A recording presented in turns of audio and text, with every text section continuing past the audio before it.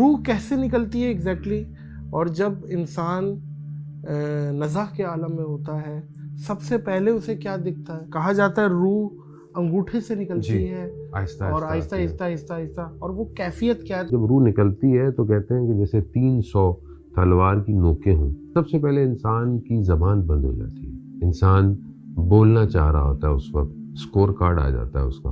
اب وہ بتانا چاہ رہا ہوتا ہے اپنے اطراف میں کھڑے ہوئے لوگوں کو کہ دیکھو یہ کام نہیں کرنا، یہ کام کرنا ہے، میرا رزلٹ آ گیا ہے، لیکن وہ بول نہیں پاتا. علامہ صاحب، جب حساب کتاب قیامت میں ہوگا تو قبر کا عذاب کیوں؟ اللہم صلی علی سیدنا و مولانا محمد وعلی آلہ وصحبہ وبارک وسلم وسلم. السلام علیکم ورحمۃ اللہ. میں ہوں ناظر علی اور علم اور عالم کے ساتھ پھر سے موجود ہوں، اور ذہ نصیب کہ ہمارے ساتھ موجود ہیں ملک و قوم کے مشہور و معروف ممتاز علامہ نصرت بخاری صاحب. السلام علیکم. وعلیکم السلام. خیریت سے جناب؟ الحمدللہ. سر، علم اور عالم میں کچھ سوالات تھے جو عوام کی رہنمائی میں سمجھتا ہوں کام آئیں گے، اور آپ جیسے لوگ جب بولتے ہیں جواب دیں گے تو وہ یقیناً لوگ اس سے مستفید ہوں گے. روح کیسے نکلتی ہے ایگزیکٹلی اور جب انسان نزع کے عالم میں ہوتا ہے سب سے پہلے اسے کیا دکھتا ہے؟ اور کہا جاتا ہے روح انگوٹھے سے نکلتی ہے اور آہستہ آہستہ آہستہ آہستہ، اور وہ کیفیت کیا ہے تھوڑا سا وہ دیکھیں، بتائیں. روایات یہی کہتی ہیں کہ یہ عمل سب سے سخت ترین عمل ہے. بعض احادیث میں ہے کہ کیونکہ میں سوری آپ کی بات قطع کلامی، کیونکہ مجھے ایک فرسٹ ہینڈ نالج ہے. ایک میرے والدہ کے ماموں، میں موجود تھا اور جب ان کی روح نکل رہی تھی تو انہوں نے کہا ہٹ جاؤ ہٹ جاؤ یہاں سے. اب واللہ عالم انہوں نے کیا دیکھا کہ بھائی یہاں سے کیوں ہٹا رہے ہیں. وہ اسباب کی دنیا ان کی وہاں سے ختم ہو رہی تھی، اور یہ چیزیں کوئی کچھ تو دیکھتا ہے یقیناً. کیا کیا ہے؟ دیکھیں، ایک تو یہ ہے کہ روح کا نکلنا، ظاہر ملک الموت جب آتے ہیں اور تشریف لاتے ہیں، اور حدیث میں بھی ہے کہ بعض اوقات لوگ سمجھتے ہیں، جیسے ہمارے یہاں کہتا ہے کہ جی خدا نہ خواستہ ملک الموت بہت خطرناک ہیں اور یہ وہ بعض روایات میں ہے کہ وہ بہت رسول خدا کے ساتھ کہا کہ میں ایسا نہیں ہوں. اچھا، جس کا جو نیک ہے میں اس کے بعد ایک حسین شکل کے اندر آتا ہوں، اور ظاہر ہے جیسا آپ کا عمل ہے اسی طرح پھر آپ کو لگتا ہے کہ میری موت جو ہے وہ سختی سے. لیکن یہ ہے کہ جب روح نکلتی ہے تو کہتے ہیں کہ جیسے 300 تلوار کی نوکیں ہوں اور وہ انسان کے بدن میں چپ رہی ہوں. سختی ہے، اور وہ آپ کی بات کہ انسان کے نیچے سے نکلنا شروع ہوتی ہے. سب سے پہلے انسان کی زبان بند ہو جاتی ہے. انسان بولنا چاہ رہا ہوتا ہے اس وقت سکور کارڈ آ جاتا ہے اس کا.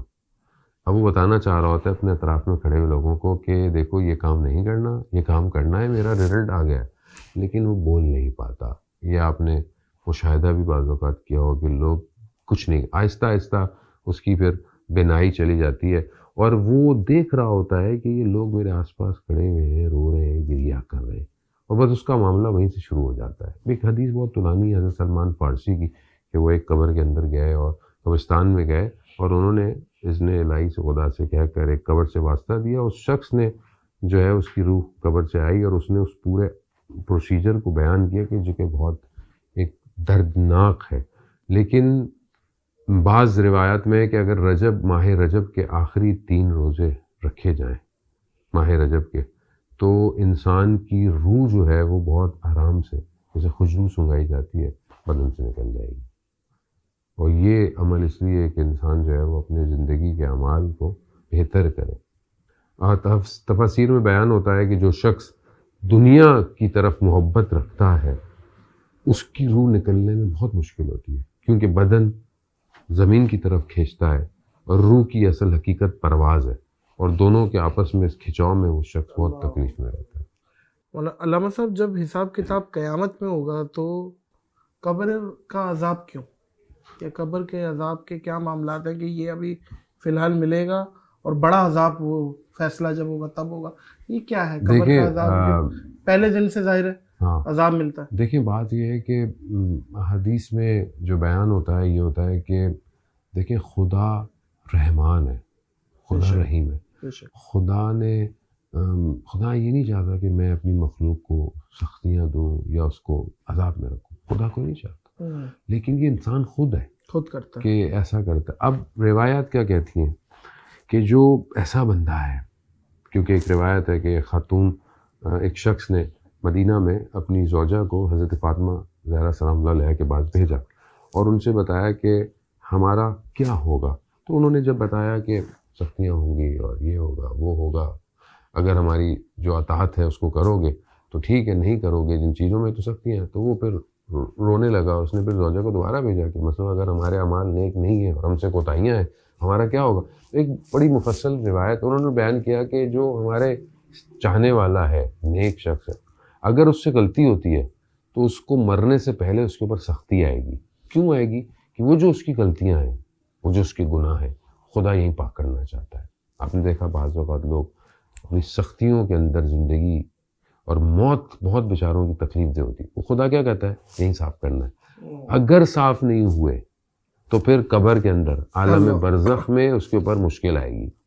اگر وہاں سے بھی وہ نہیں کر پایا تو پھر قیامت میں حساب کتاب ہوگا. لیکن وہاں پر یہ ہے کہ بعض جگہ کے کچھ عرصے کے لیے اسے جہنم کی آگ میں جلایا جائے گا، پاک کیا جائے گا، اس کو دوبارہ بھیجا جائے گا.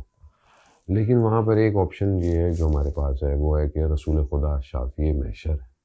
ہم ان کی بارگاہ میں منتظر ہیں کہ خدا اپنا فضل و کرم کرے اور جو ہے وہ ہماری شفاعت وہ کریں، تاکہ بہرحال ہم خطا کار انسان کچھ بھی کر لے، کتنے اس کے اچھے اعمال ہوں گے. یہ بعضوں کا یہ کہتے ہیں نا کہ لوگ اگر جس طرح لوگ ہمیں سمجھتے ہیں، پہچانتے ہیں، خدا ہمارا اس طریقے سے حساب نہیں کرے گا. لوگ ہمارے بارے میں بہت اچھا کرتے ہیں.